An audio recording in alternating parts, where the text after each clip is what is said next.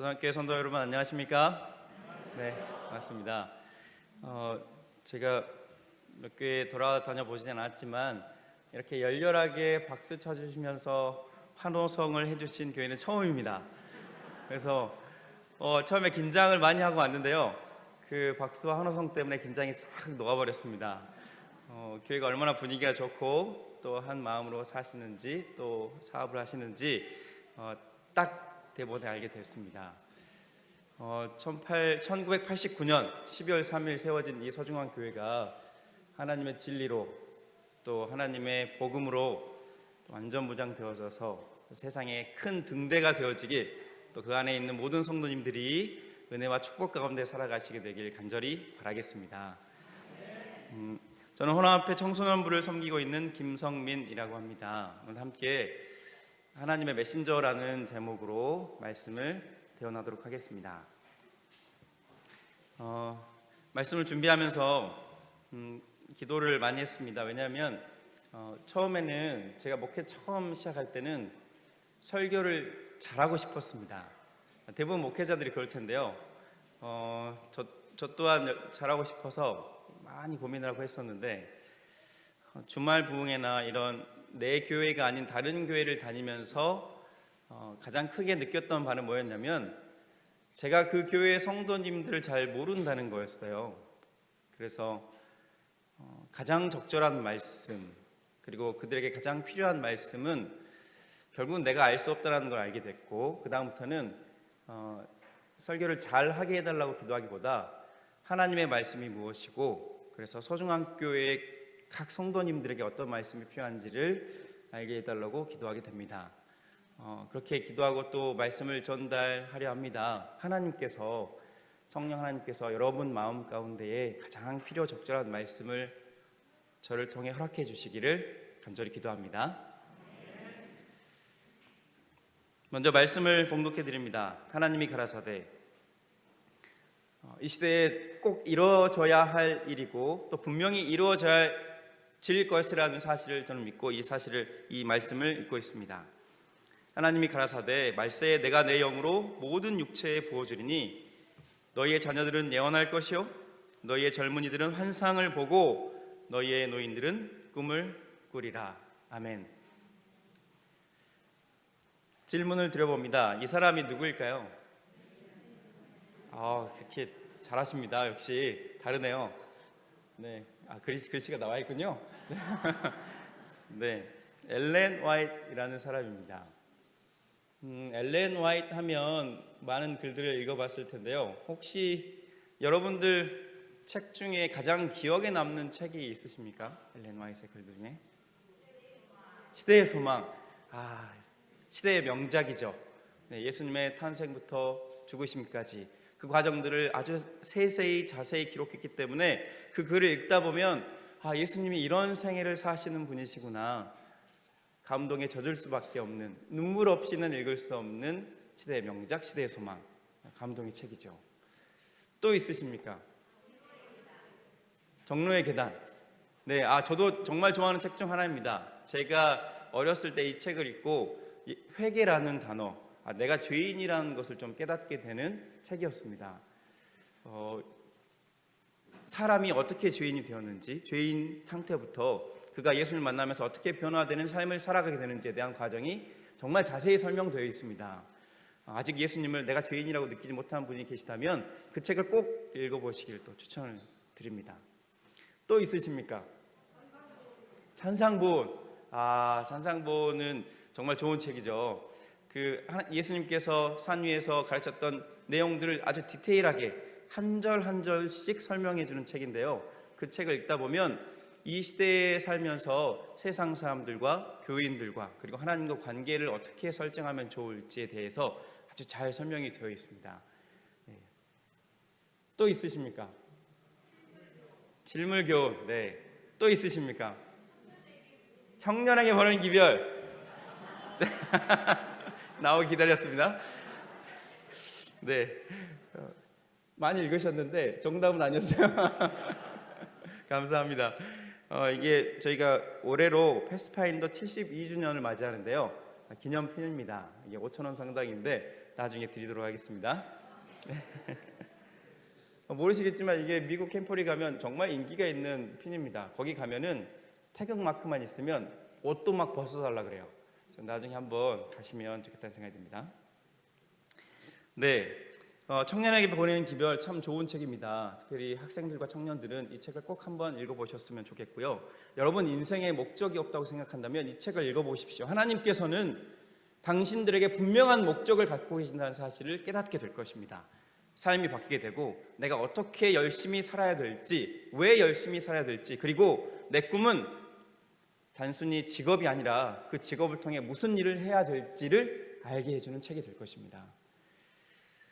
그 책들 중에 이 많은 책들 가운데 엘렌 화이트이 더 많은 책들을 기록했었는데요. 이렇게 좀 적겠습니다.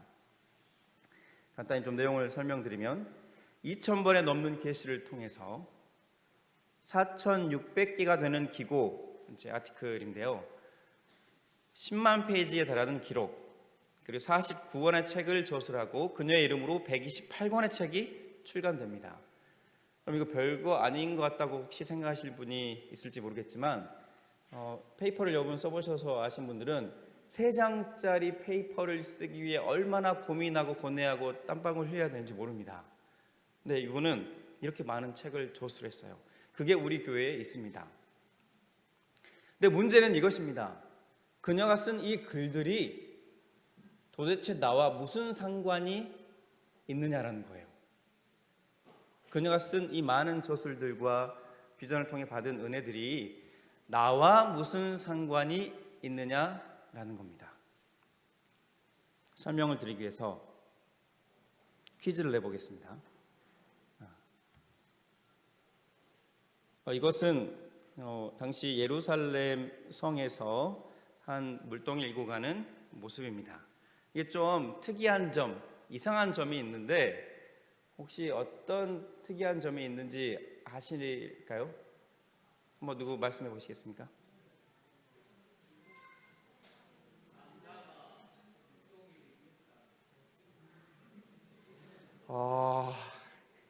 네, 우리 어린이. 네? 형사가 지키고 있어요.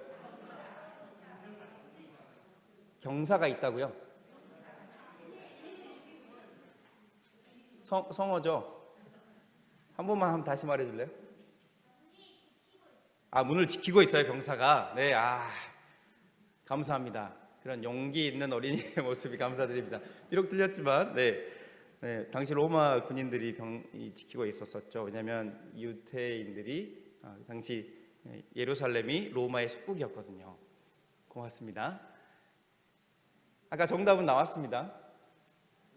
네, 조금 더 자세히 보기 위해서 이렇게 한번 볼게요.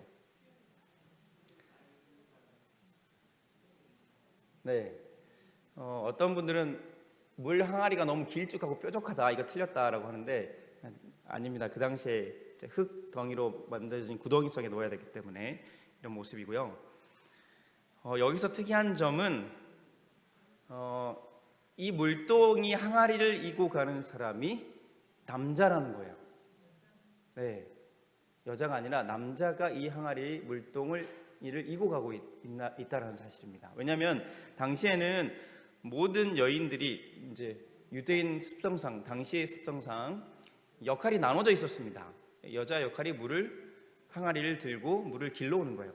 사마리아 수가에서 만났던 여인, 수가 여인을 만났던 예수님이 만났을 때 그 여인도 물동을 일고 나왔었고, 리브가 엘리에셀의 종에게 물을 줬던 이 리브가도 여자였습니다. 그러니까 당시에는 여자가 물을 기르러 와야 되는데 방금 사진은 뭐냐면 남자가 물을 기르러 온 것입니다.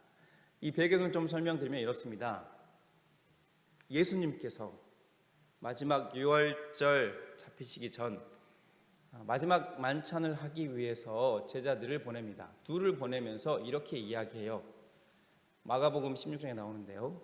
성내에 들어가서 물 한 동이 이고 가는 사람을 보거든 그 사람을 따라가라. 그러면 거기에 우리가 성만찬, 마지막 만찬을 할 곳이 있을 것이다 라고 이야기합니다.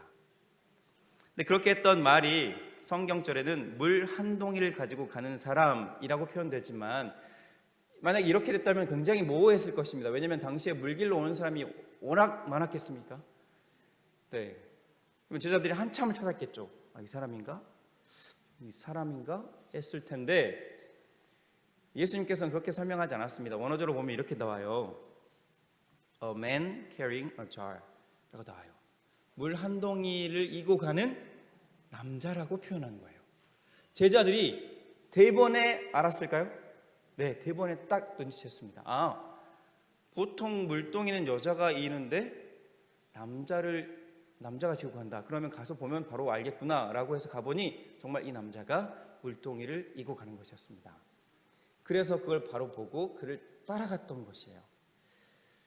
드리고 싶은 요지는, 예수님께서는 우리에게 말씀을 전달하실 때, 그리고 기별을 전달하고 지시하실 때에 굉장히 구체적으로 지시하신다는 사실입니다. 네. 오늘날 마지막을 살아가는 우리에게도 그럴까요? 그렇다는 거예요. 그리고 그 구체적인 지시가 바로 엘렌 화이트 쓴 예언의 신이라는 겁니다. 네. 예수님께서는 그때에도 지금도 아주 구체적으로 우리에게 기별을 전달하십니다. 딱 보면 눈에 딱 띄게요. 요한계시록 12장 17절에는 그 말씀을 전달해 주고 있어요.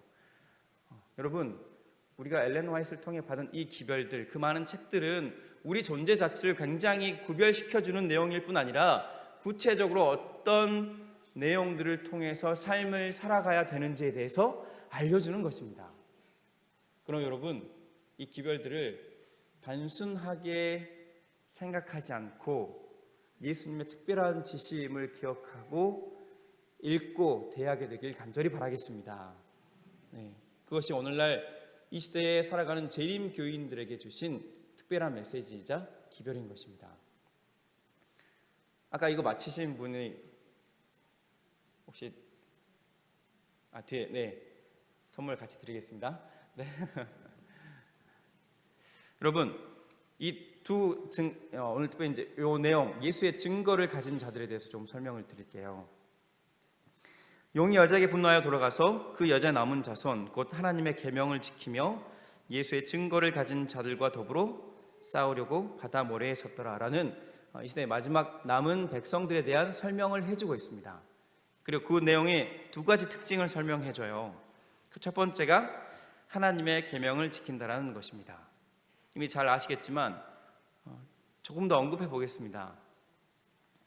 하나님의 계명은 무엇입니까? 네, 하나님께서 주신 명령들이죠. 네, 쉽게 말해서 십계명입니다. 십계명. 네, 십계명을 지키는 사람들이에요.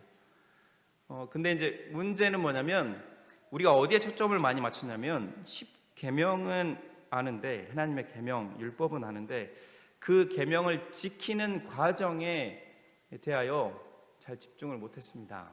어떤 말씀이냐면, 여러분 10개의 계명을 잘 지키십니까? 네. 이 지키다라는 원어를 보면 텔레오라는 단어를 씁니다. 우리는 그동안 어떻게 지켰냐면, 안식일이네? 그러면 해 질 때부터 해 질 때까지 뭐 안 해야 되고 뭐 안 해야 되고 뭐 안 해야 돼 라고 해서 그 안식일을 지켰어요. 우리는 그걸 이제 준수하다고 표현하는 거죠. 근데 원어적으로 보면 그보다 상위 개념이 존재합니다. 그게 어떤 개념이냐면 to preserve라고 해서 이 율법 자체를 보존하고 가드하는 거예요. 그러니까 단순히 율법적으로 지켜가는 것이 아니라 그 율법의 정신을 준수해 가는 겁니다. 이 보존해 가는 겁니다. 안식일은 하나님께서 아무것도 하지 말라는 이유는 무엇 하기 위해서였습니다. 그렇지 않습니까? 사랑하기 위해서, 천연계에 나가서 하나님의 사랑을 배우고 이웃들과 봉사하고 성도들과 교제하기 위해서 안식일이 주어졌는데, 우리의 초점은 그동안 어디에 있었냐면 단순히 이 시간부터 이 시간까지 뭘 안 해야 된다라고 생각하며 지켜왔던 거예요. 여러분, 그건 율법을 보존하는 개념이 아닙니다. 단순히 피동적으로 지켜가는 것이죠. 율법은 능동적으로 그 보존 열매, 이 정신 자체를 보존해 가는 것입니다. 여러분, 안식일을 보존하기 위해서 금요일 저녁을 준비하는 사람과 지키기 위해서 허겁지겁 안식일 저녁을 준비하는 사람, 차이가 있을까요? 네. 여러분, 하나님의 계명을 지키려고 노력하지 마시고 그 사랑의 계명을 보존하기 위해서, 우리에게 전수해 주신 그 계명을 보존하기 위해서 지켜가게 되길 간절히 바랍니다. 안식일을 아이들과 성도들과 함께 율법의 정신에 입각하여 살아가 보십시오. 그러면 그것은 지키기 어려운 계명이 아니라 오히려 우리에게 은혜가 되는 계명들이 됩니다. 가족들과 함께 안식일을 보존해 보십시오. 그렇다 보면 우리 안에 얼마나 많은 축복들이 있게 되는지를 알게 될 것입니다. 그러한 의미에서 하나님께서는 이 마지막 시대에 계명을 지키는 사람들이 있다라고 설명하고 있습니다. 두 번째는 예수의 증거를 가진 자들이에요. 이미 다 아시기 때문에 간략하게 줄여서 얘기하면 예수님의 증거란 예수님이 해준 말씀입니다. 그래서 예수님이 선지자를 통해서 혹은 예언의 능력을 통해서 우리 이 시대에 전달해준 기별이라고 생각하시면 되겠습니다. 마지막 시대에는 하나님의 계명을 지킬 뿐 아니라 예언의 신이라는 분을 통해서, 한 사람을 통해서 우리에게 기별 메시지를 전달해주는 사실이라는 겁니다. 그 기별을 저희가 가지고 있다라는 거죠. 굉장히 특별한 교단입니다. 그런 의미에서 굉장히 눈에 띄는 교단이에요. 다른 사람, 외부 사람들이 보기에는 정말 특별하고 특이한 교단이에요. 그래서 마치 물동이를 이고 가는 한 남자처럼 보일 수밖에 없는 교단이 저희 교단이에요. 그런 교단에게 하나님께서 은혜를 주셨다는 사실, 그리고 여러분이 그런 교단에 다니고 있다는 사실을 인식하시고 살아가시면 좋겠습니다. 아울러 그 기별이 그러면 나에게 어떤 메시지를 주고 있는지도 확실하게 알고 살아가셨으면 좋겠어요. 주어진 예언의 신 기별은 단순히 성경만 간략하게 해석한 내용이 아닙니다. 나에게, 이 시대의 마지막 나에게 주신 확실한 기별들이 숨겨져 있어요. 물론 성경의 이해를 돕기 위해서 더 큰 빛으로 인도하기 위해서 주어진 기별이기도 하지만 나에게 직접적인 기별이기도 한다는 사실입니다. 근데 그 사실을 모르고 읽는 우리들이 굉장히 많습니다. 더욱이 이 예언의 책을 가려 뽑은 기별 중에 한 구절을 가져왔는데요. 읽을 때 실수를 범하는 경우가 종종 있습니다. 어떤 내용이냐면 예언의 신을 읽을 때에 이 기별은 나에게 준 기별이 아니고 누가 읽었어야 됐어요? 그 사람, 고기 먹는 사람이 좀 읽어봤어야 되는데 안식일 오후에 잠든 사람, 이런 사람이 읽어봤어야 되는데 생각하고 읽는다는 것에서 우리의 예언의 신 기별이 오해되는 경우가 많아졌습니다. 정말 좋은 기별이고 우리의 삶을 변화시켜주는 기별이고 우리의 교회를 부흥시켜주는 기별인데, 언제부터 이 기별이 잘못 오용됐냐면 말씀을 읽고 기별을 읽고 남에게 적용시키면서 그런 문제들이 발생되기 시작했어요. 그래서 여러분 익히 들어보셨겠지만 교회 부흥에 가장 앞장서시는 분이 예언의 신을 가장 많이 읽으신 분이시고, 동시에 교회를 가장 힘들게 하시는 분도 예언의 신을 가장 많이 읽으신 분이라고 이야기가 됩니다. 나에게 적용시키면 교회가 부흥하지만 남에게 적용시키면 교회가 힘들어지기 때문이에요. 그러므로 여러분, 말씀을 앞으로 읽으실 때는 이 모든 기별이 내게 주어졌다 생각하고 내가 변화되어져야 될 사람이라고 생각하고 말씀을 읽어주십시오. 그러면 사람이 변할 뿐 아니라 그의 사람의 마음의 정신이 하나님과 함께 하게 되므로 그의 행동의 열매도 바뀌게 됩니다. 그럼 이건 놀라운 사실이지 않습니까? 이해를 돕기 위해서 이렇게 좀 가져왔습니다. 인칭 대명사라고 그러죠. 그들, 너희, 우리는 이 단어에 앞으로는 이 메시지를 읽으실 때에 본인의 이름을 넣어서 한번 읽어보시기 바랍니다. 그러면 좀 멀어졌던 메시지가 굉장히 가깝게 다가와집니다. 나에게 주신 기별이라고 생각이 되어지니까요. 제가 한번 읽어볼게요. 여러분도 같이 좀 읽어보시면 좋겠습니다. 제 이름을 넣어서 읽어보겠습니다. 처음엔 좀 어색하긴 합니다. 이름을 넣어야 되니까. 하지만 하다 보면 은혜가 배가 될 거예요. 성민이는 하나님의 말씀을 읽고 무릎을 꿇고 기도할 때마다 하나님의 선하심과 자비하심에 대하여 깊은 감명을 받게 되므로 눈물이 없이는 기도를 올릴 수 없다. 성민이의 하늘에 계신 아버지의 선하심과 사랑을 생각할 때 성민이의 심령은 녹아서 풀어진다. 성민이는 이 세상에서 사신 예수님을 알기 위하여 굶주려 하고 갈급하게 된다. 그리스도께서는 성민이를 위하여 십자가에 못 박히셨거늘 성민이가 그리스도로 더불어 십자가에 못 박힌다고 해서 불평할 수 있을 것인가? 그럼 이렇게 읽으면 교회에서 우리의 불평이 나오겠습니까? 성민이는 성민이 앞에 어떤 일이 전개될지 알지 못하며 성민이의 유일한 안전은 그리스도와 동행하는 것이며 성민이의 손은 주님의 손을 붙잡고 성민이의 심령 속에는 완전한 진리로 채워져야만 한다. 주님께서 나의 힘을 의지하고 나와 화친하며 나와 더불어 화친할 것이니라 라고 말씀하시지 않으셨는가?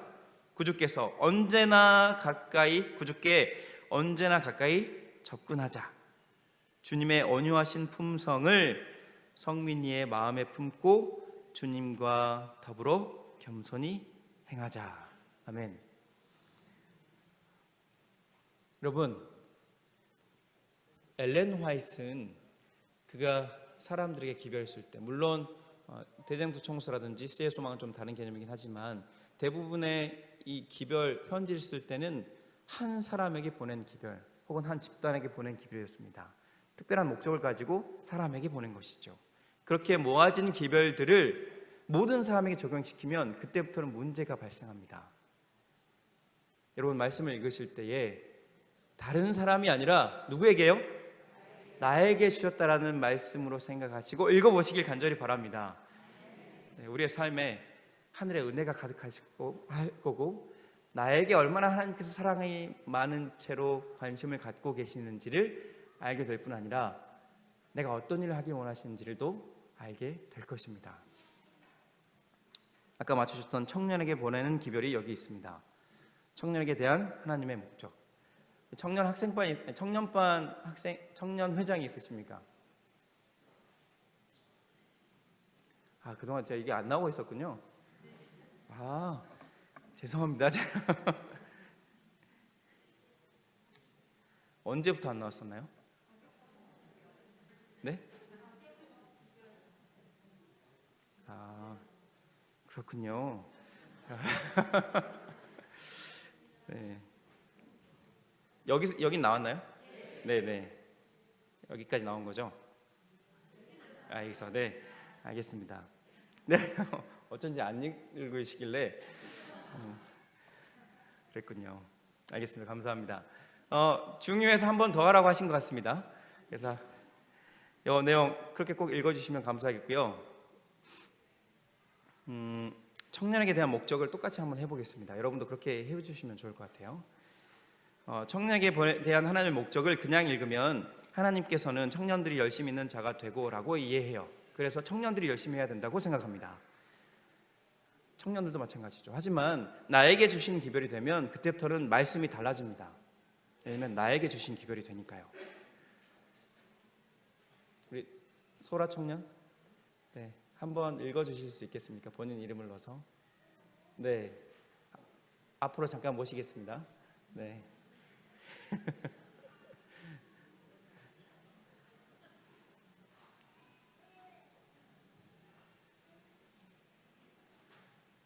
네, 마이크로 한번 부탁드리겠습니다. 네, 보고 한번 읽어주시면 본인 이름 넣어서 한번 읽어주세요.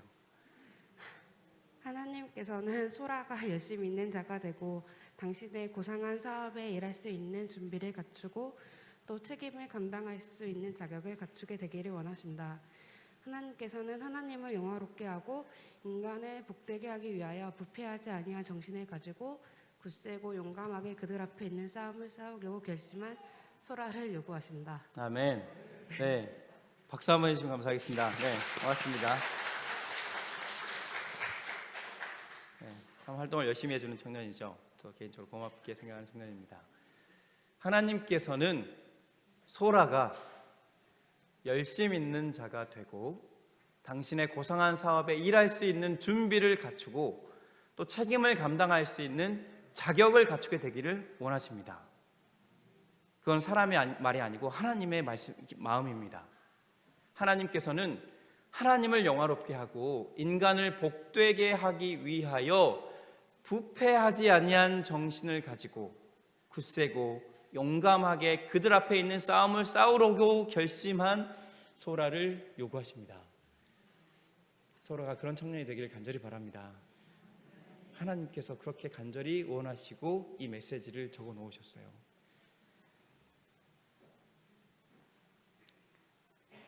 성호가 있기 때문에 아까 퀴즈를 맞췄기 때문에 성호가 한번 넣어서 읽어볼게요. 여러분의 자녀도 한번 그렇게 넣어서 읽어보시면 좋겠습니다. 성호가 주호라고 하겠습니다. 주호가 성경을 주호의 연구의 대상으로 삼기만 한다면 주호의 충동적인 욕망을 진정시키고 주호의 창조주와 속죄주의 음성에 귀를 기울이기만 한다면 주호는 하나님과 화목하게 될 뿐 아니라 자신들이 고상하고 고결하게 된 것을 발견하게 될 것이다. 사랑하는 주호야, 하나님의 말씀에 교훈에 유의하는 것은 주호의 영원한 이익이 될 것이다. 왜냐하면 그 교훈들은 주호에게 측량할 수 없이 중요한 것이기 때문이다. 아멘. 여러분, 하나님은 우리에게 아주 특별한 메시지를 주셨습니다. 다른 사람에게 주신 것이 아니라 바로 나에게 주신 거예요.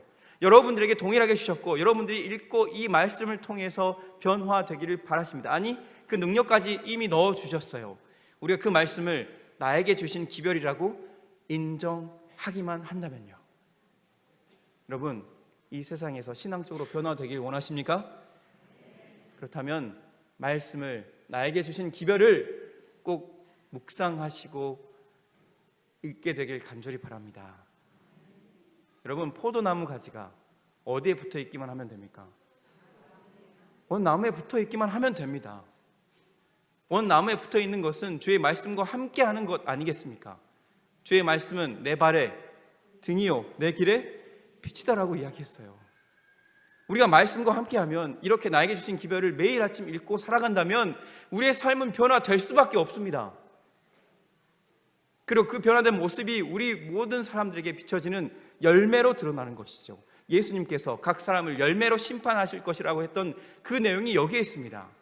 하나님은 심판의 목적을 두신 것이 아니라 그 마음속에 예수와 함께하고 있느냐를 더 중점으로 보시고 얘기하신 것이에요. 우리가 예수님과 함께한다면, 말씀과 함께한다면 우리의 삶은 분명히 변화될 것입니다. 여러분, 제발 그렇게 해주십시오. 왜냐하면 청소년부장을 맡으면서 알았던 사실 중 가장 충격적인 내용은 재림교회의 청소년들이 20세가 되기 전 51%가 재림교회를 떠납니다. 통계적으로. 우리 자녀는 아니었으면 좋겠죠. 저도 마찬가지입니다. 저도 그렇게 안 보일지 모르겠지만 세 자녀가 있습니다. 네.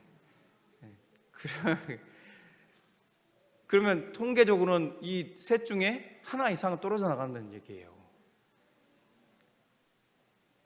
이유를 물었습니다. 떨어져 나간 청소년들에게.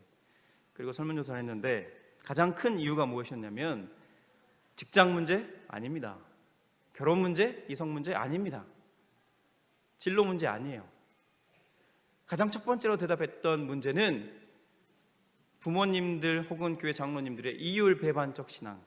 교회에서는 마치 이런 척하지만 집에서는 그렇지 않은 삶을 볼 때에 내가 굳이 이렇게 힘들게 신앙할 필요가 있나? 나에게 큰 도움이 되지 않는 것 같은데. 안식일 지킨다고는 하지만 뭐야 이게? 그들의 삶 속에 신앙적 열매가 없는 것입니다. 아이들은 같이 살아왔고 그 모습을 보기 때문에 굳이 이렇다면 내가 어렵게 신앙할 필요가 있나? 라고 생각하는 것이죠. 그게 가장 첫 번째 문제였습니다. 어떻게 해야 될까요? 고민을 많이 하다가 내린 결론은 그것이었습니다. 여러분, 신앙을 힘들게 지켜가려고 하지 마시고 행복한 신앙을 하시게 되길 간절히 바랍니다. 네, 교회 다니는 것이 즐거워서, 그리고 하나님의 말씀을 읽는 것이 즐거워서, 또 주의 일을 하는 것이 즐거워서 하는 신앙을 하셨으면 좋겠어요. 힘들게 신앙하지 마시고 기쁨으로 신앙할 수 있는 삶이 되셨으면 좋겠습니다. 그렇게 하기 위해서는 말씀이 꼭 필요한 것 같아요. 왜냐하면 사람이 그 기쁨을 주지 못하거든요. 하나님 외에는, 생명의 근원과 행복의 근원인 하나님 외에는 그 기쁨 자체를, 우리의 삶 변화 자체를 해줄 사람이 없습니다. 그렇기 때문에 말씀과 함께 해주시고 삶의 변화되는 모습, 자연스럽게 변화된 모습을 보여주십시오. 그러면 우리 아이들도 달라질 것입니다. 여러분, 아이들이 어려움을 만나면 신앙적 어려움, 신앙과 이 신앙 때문에 결혼 문제와 직장 문제에 부딪히면 신앙을 떠나갈 것 같습니까? 절대 아닙니다. 신앙에서 자란 아이는 도리어 떠나지 않습니다. 그럼 다니엘을 기억해 보십시오. 다니엘은 18살 나이에 부모를 떠났어요. 그리고 어려움을 만나자 뭐 했냐면 부모님이 했던 것처럼 기도합니다. 친구들아 뭐 하자? 기도하자라고 해요. 그래서 부모의 신앙이 이제는 본인의 신앙이 돼서 오히려 신앙적으로 발전합니다. 어려움은 아이들로 신앙을 성숙하게 만들어줘요. 요셉은 어떻습니까? 13살 나이에 집을 떠났어요. 종으로 팔렸습니다. 그런데 그가 어려움을 만나자 뭐 했습니까? 기도했어요. 하나님을 의지하게 돼요. 부모님을 의지하는 것이 아니라 낙타에 끌려가면서 팔려가면서 집을 보면서 울었던 아이가 오히려 어려움을 만나자 부모가 했던 모습을 기억하면서 기도하고 그의 신앙으로 발전해 갑니다. 여러분, 우리 아이들은 우리를 떠나게 되어 있어요. 언젠가는. 그 떠나기 전까지 우리의 모습을 보고 그 아이들이 어려움을 만났을 때 기도해야겠구나 라는 신앙인이 될 수 있도록 기도해 주시고 또 아이들 위해 살아가 주시길 간절히 바랍니다. 그러면 우리 아이들은 오히려 어려움을 만났을 때, 직장 문제와 결혼 문제와 여러 세상의 어려움을 만났을 때 오히려 기도하는 아이들, 그래서 이 신앙을 지켜내고자 생활하는 자발적 신앙을 가진 개인 신앙자로 서게 될 것입니다. 오히려 기도하게 될 것이고 말씀을 읽게 될 것이에요. 우리에게 그런 의무가 있음을 기억하시고 거듭 말씀드리지만 행복하게 신앙해 주십시오. 네, 행복하기 위해서 말씀을 읽어주시고 행복하게 교회 안에서 신앙해 주시길 간절히 기원합니다. 말씀을 줄이면서 실은 이제 11시 20분까지라고 제가 들었습니다. 그래서 끝내야 되지만 5분만 더 하겠습니다. 중요한 내용을 또 덧붙여야 돼서 좀 가져왔는데요. 제가 청소년부장이 아니면 이걸 안 하고 넘어가겠는데 이 내용이 있어서 조금만 더 붙이겠습니다. 저희 교회에 조금 설명하고 그런 삶으로 살아왔던 사람들이 이 세상에 재림교회를 어떻게 발전시켜 왔는지, 그리고 그 중요한 이 단체 중 하나가 어떤 것인지를 소개하려고 합니다. 저희는 대총회 미국에 있고요. 그 대총회 아래 전 세계를 13개의 지회로 나눴습니다. 저희는 놀선 아시아 디비전이라고 해서 북아태 지회에 속하게 되는 것이죠. 그 북아태 지회는 몽골, 대만, 원래 중국도 있었는데 중국은 이제 대총회로 편입됐고요. 일본, 한국, 북한 이렇게 저희 5개 나라가 이 지회에 소속됩니다. 그리고 우리는 그 지회 아래 132개의 연합회가 있는데 그 연합회에 한국연합회에 저희가 소속되는 것이죠. 그리고 합회로는 5개의 합회가 있습니다. 제주 선교협회를 합치면 6개가 되죠. 그 중에 호남합회에 여러분과 저가 소속되어 있고 서중앙교회에 여러분이 다니고 있는 것이죠. 전 세계에는 기관이 115개의 대학교가 있습니다. 그리고 8,000개가 넘는 초중고등학교가 있어요. 세계 어느 교단도 이렇게 많은 학교를 가지고 있는 교단은 없습니다. 병원도 200개 가까이 있기 때문에 어느 나라를 가도 여러분이 대부분 우리 지림교회의 병원을 만날 수 있어요. 그래서 여러분 자부심을 갖게 되길 바랍니다. 전 세계적으로 보면 우리 교단이 가장 성장하고 있는 교단 중 하나입니다. 한국에서만 보면 실정이 믿겨지지 않죠. 하지만 전 세계적으로 보면 가장 젊은 사람들이 많이 유입되고 있는 교단 중 하나예요. 남미 지회나 또는 이제 아프리카 지역을 포함해서 이제 그런 거죠. 그 중에 한 모습이 여기 있습니다. 이거는 침례식을 거행하는 모습입니다. 대부분 젊은 사람들이죠. 여기 보면 이 사람들이 다 한날에 침례받았습니다. 르완다에 있는 사람들인데요. 몇 명이나 될까요? 네. 여기 이제 뉴스 써 있는데 숫자 보이십니까? 네, 97,000명. 약 10만 명이 한날 같이 침례를 받았습니다. 네. 가장 성장하고 있는 교단 중 하나라는 사실. 그리고 그 일을 위해서 이 앞에서 혹시 여기 아래 여기 모자 쓴 거 보이십니까? 네. 혹시 이 모자 쓴 게 뭔지 아시겠어요? 뭐라고요? 패스파인더입니다. 네. 서중앙교회가 패스파인더를 열심히 하고 있다고 들었습니다. 여러분, 적은 일이 아닙니다. 여기서 흰색 입고 도와주는 사람들이 다 패스파인더예요. 네. 교단을 위해 헌신하고 봉사한, 구원을 경험하고 봉사하는 단체가 패스파인더예요. 네. 여러분들이 그런 아이들과 모임을 서포트해주고 계십니다. 그렇게 해주시는 우리 장로님과 집사님들께 대단히 감사를 드립니다. 이건 이제 변산, 군산 쪽이죠. 그쪽에서 2023년에 개최되는 국제 잼보리 대회입니다. 보이스카우트, 걸스카우트들이 모여서 하는 거죠. 이 사람들이 전 세계에 모이는 사람들 몇 명으로 예상 잡냐면 3만 명을 예상하고 5만 명을 목표를 잡았습니다. 네. 많은 숫자인가요? 많죠. 네, 전 세계에 청소년들을 이렇게 모으게 하니까요. 근데 저희 패스파인더는 5년마다 전 세계 사람들이 모여서 하는 캠퍼리가 있습니다. 캠퍼리. 네. 거기에 몇 명이 모인지 아십니까? 네. 2019년 지난 북미 위스콘신 주에 있는 오시코시에서 모인 숫자인데요. 5만 명이 모였습니다. 네. 저희 교단이 결코 만만한 교단이 아닙니다. 여러분, 가보시면 눈이 달라집니다. 세상을 보는 눈이 달라져요. 하나님께서 어떻게 역사하시고 세상에 복음을 증거하고 계시는지를 보게 됩니다. 여러분, 우리 아이들이 이곳에 참여해 볼 수 있도록 독려해 주시면 감사하겠습니다. 아이들 눈이 시각이 달라집니다. 전 세계에 모인 많은 사람들과 대화하고 또 교제하면서 예배하면서 같은 신앙 안에서 같은 삶을 통해 어떻게 변화되어지고 있는지에 대해서 알아가고 또 경험하게 될 것입니다. 그 중에 2개가 기네스북에 올랐습니다. 하나는 이 대형 십자가고요. 인간으로 만든 세계에서 가장 큰 십자가 모습입니다. 2번째는 대형 삼각관, 왼쪽 위에 있는 노란색인데요. 이렇게 2개의 기네스북에 등재하게 되어 있습니다. 브라질은 더 심합니다. 남미 쪽은 열정이 이제 삼바 나라죠. 열정이 남미 쪽이 있어가지고 여기는 이제 브라질의 한 투구 경기장인데 6만 명을 수용하는 곳입니다. 다 수용 못해서 주변 국가 운동장까지 싹 채웠어요. 이런데 한번 가면 이 신앙의 뜨거움이 어떤 것이구나라는 것을 알게 돼요.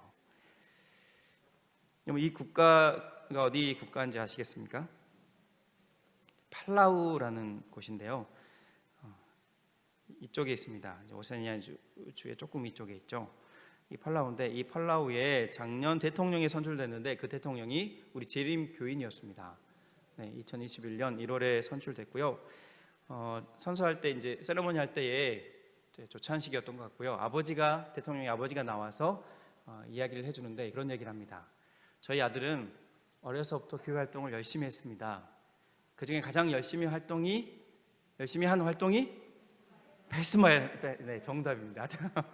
패스파인더였습니다라고 얘기해요. 그럼 우리가 하는 이 교단의 활동은 사소한 것이 아님을 기억해 주셨으면 좋겠습니다. 잠비아라는 나라가 있습니다. 여기도 대통령이 선출됐는데 공화당 사람이고요. 이 사람도 재림교인입니다. 네, 2021년 8월이죠. 네, 8월에 선출된 대통령이고요. 이렇게 열심히 패스파인더, 왼쪽에 있는 분은 영부인입니다. 네, 영부인도 열심히 활동을 했습니다. 이분들이 패스파인더 활동을 통해서 신앙을 키워왔고 자란 것이죠. 말씀과 함께 말이죠. 아울러서 이런 캠퍼리가 호남에서도 진행됩니다. 네, 미스바에서 진행되고요. 열심히 준비하고 또 등록 받고 있습니다. 돌아오는 안식일 금요일부터 일요일까지 진행됩니다. 이 일을 위해서 정말 많은 분들이 수고하고 계십니다. 그중에 우리 서중앙교회에서도 많이 협조해 주시고 도와주심에 감사를 드립니다. 우리 박규명 장로님, 정영희 집사님, 그리고 식당 봉사를 비롯해서 많은 성도님들이 이 캠퍼를 위해서 준비하고 봉사해 주시는데요. 목적은 하나입니다. 우리 아이들이 이런 신앙 활동을 통해서 영적으로 성장하고 그들 또한 세상에 봉사할 수 있는 사람이 되길 바라기 때문입니다. 이런 활동들이 우리 호남 앞에 있음을 기억하시고 또 함께 이들 위해서 기도해 주시기를 간절히 소망합니다. 아울러 말세에 우리 자녀들이 예언하고 젊은이들이 환상을 보고 노인들이 꿈을 꿀 수 있도록 말씀과 함께 하셔서 그 말씀을 우리의 삶을 변화시키길 간절히 바라며 말씀을 마치겠습니다.